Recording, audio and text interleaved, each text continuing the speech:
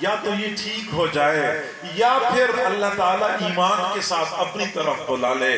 حالانکہ ہم یہ بات بھول جاتے ہیں کہ ان مریضوں کی خدمت ہمارے لیے کس قدر خیر کا باعث ہے۔ انسان تو اشرف المخلوقات ہے، حقیر مخلوق کی خدمت بھی بندے کے لیے اجر عظیم کا ذریعہ بن جاتی ہے۔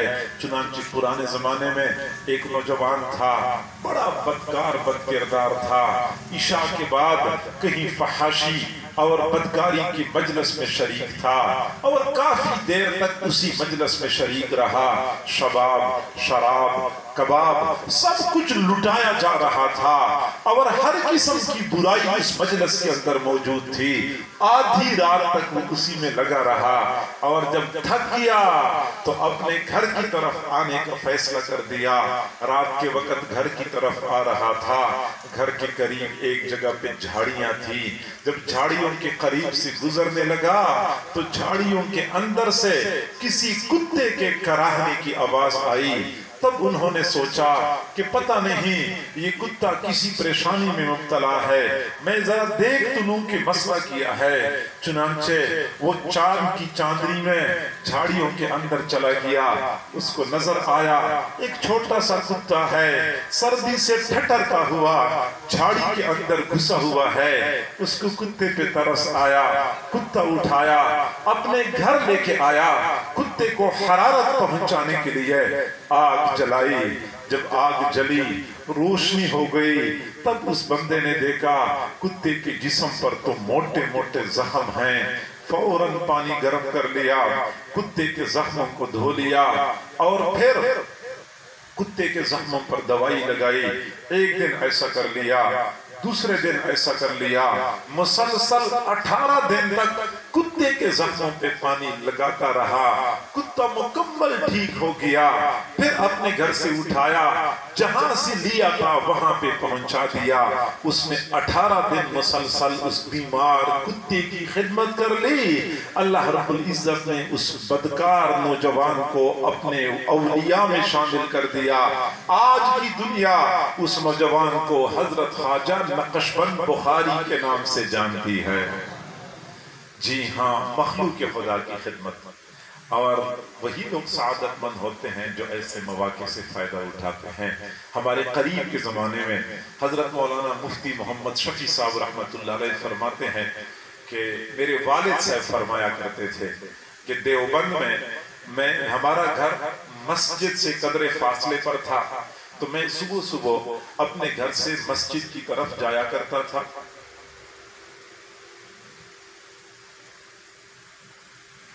میں صبح اپنے گھر سے مسجد کی طرف جاتا تھا۔ ایک مرتبہ صبح سویرے گھر سے نکلا تو جا رہا تھا تو وہاں راستے میں ایک کنواں پڑتا تھا۔ میں نے دیکھا کہ کنویں کے کنارے پہ ایک خاتون کھڑی ہے۔ مجھے اندازہ ہو گیا کہ وہ خاتون معمر ہے، عمر رسیدہ ہے۔ پھر میں جب قریب گیا تو میں نے دیکھا کہ اس خاتون کے سامنے پانی کا گھڑا رکھا ہوا ہے۔ مجھے اندازہ ہو گیا کہ وہ بیچاری کسی کے انتظار میں ہے کہ کوئی بندہ آئے اور یہ گھڑا اٹھا کے اس کے سر پہ رکھے۔ چنانچہ میں وہاں گیا تو اس خاتون کے کہے بغیر میں آگے بڑھا۔ میں نے وہ گھڑا اٹھایا کہ اس خاتون کے سر پہ رکھوں، لیکن جب میں نے گھڑا اٹھایا تو بہت بھاری تھا۔ تو میں نے سوچا، مجھے شرم آئی۔ میں نے کہا اب میں یہ گھڑا اس بوڑھی عورت کے سر پہ رکھوں، اپنے کندھے پہ کیوں نہ رکھوں؟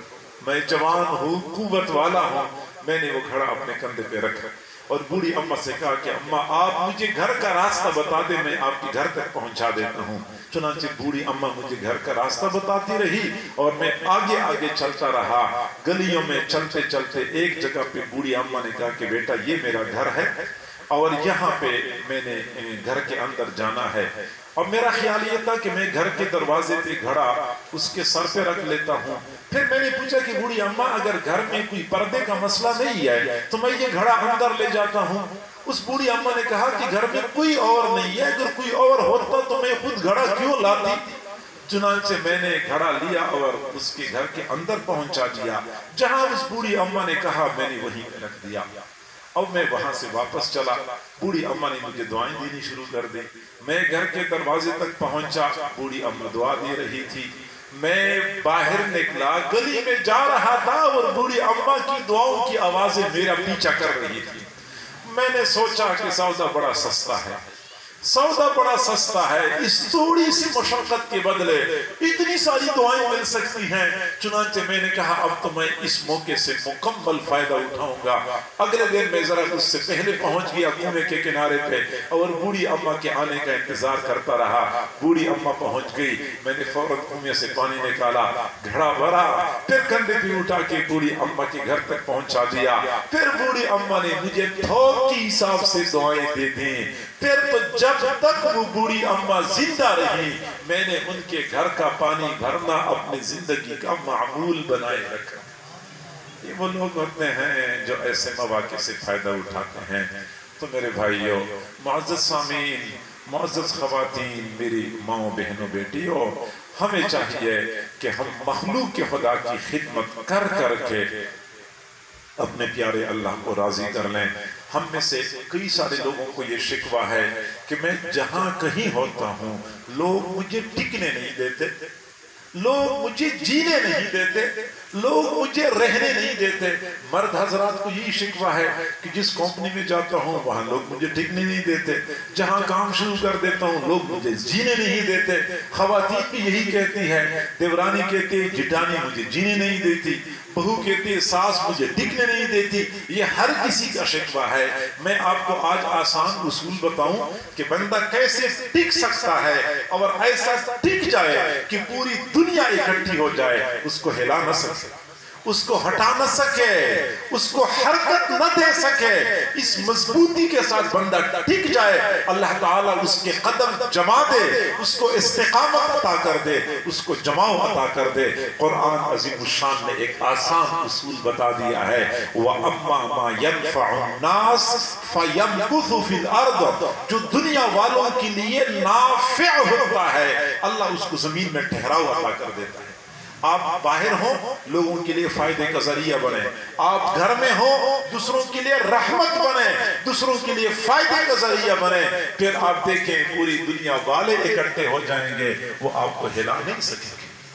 لہٰذا ہمیں چاہیے کہ ہم مخلوق کی خدا کے لیے رحمت کا ذریعہ بنیں، مخلوق کی خدا کی خدمت کریں۔ حضور صلی اللہ علیہ وسلم نے فرمایا الخلق عیال اللہ، یہ جو مخلوق آپ کو نظر آتی ہے یہ اللہ کے کنبے کی مانند ہے، اللہ کے گھر کی افراد کی مانند ہے۔ فَأَحَبُّ الْخَلْقِ إِلَى اللَّهِ مَنْ أَحْسَنَ إِلَىٰ عَيَالِهِ، اللہ کو سب سے زیادہ محبوب وہ بندہ ہے جو اللہ کے کنبے کے افراد کے ساتھ اچھا سلوک کرتا ہے۔ یہ اللہ کے ہاں سب سے زیادہ پسندیدہ ہوتا ہے۔ ہم اگر اللہ کے محبوب بندے بننا چاہتے ہیں دوسروں کے لیے نفع آسانی کا ذریعہ بنے، کسی طریقے سے ہم کسی کو فائدہ پہنچا سکتے ہیں۔ چنانچہ آج کل اکثر مخلوق پریشان ہے، مخلوق کے خدا پریشان ہے۔ کئی سارے لوگ بیچارے مالی تنگی کا شکار ہیں، کوئی بیماریوں کی وجہ سے رو رہا ہے، کوئی اور معاشرتی مصیبتوں کے اندر پھنسا ہوا ہے۔ تو کسی بھی مسلمان کی پریشانی کو دور کرنے میں اگر ہم کوئی کردار ادا کر سکتے ہیں تو پھر ہم پیچھے نہ ہٹیں، ہم اپنی صلاحیت سے بڑھ کے کردار ادا کریں۔ جو بھی اس پر مشکل آئی ہے، جو بھی اس کی مصیبت ہے، مصیبت کو دور کرنے میں ہم ان کے معاون بنیں۔ یہی میرے محبوب صلی اللہ علیہ وسلم کے اخلاق تھے، یہی میرے محبوب کی تعلیمات تھی۔ یقیناً ہم قیامت کے دن اپنے محبوب صلی اللہ علیہ وسلم کے مبارک ہاتھوں سے حوض کوثر کا جام وصول کرنے والے بن جائیں گے اگر ہم نے رسول اللہ کی امت کے ساتھ اس طرح خیر خواہی والا معاملہ کر دیا۔ اللہ تعالی ہم سب کو سمجھنے اور عمل کرنے کی توفیق عطا فرمائے۔ وآخر دعوانا ان الحمد للہ رب العالمین۔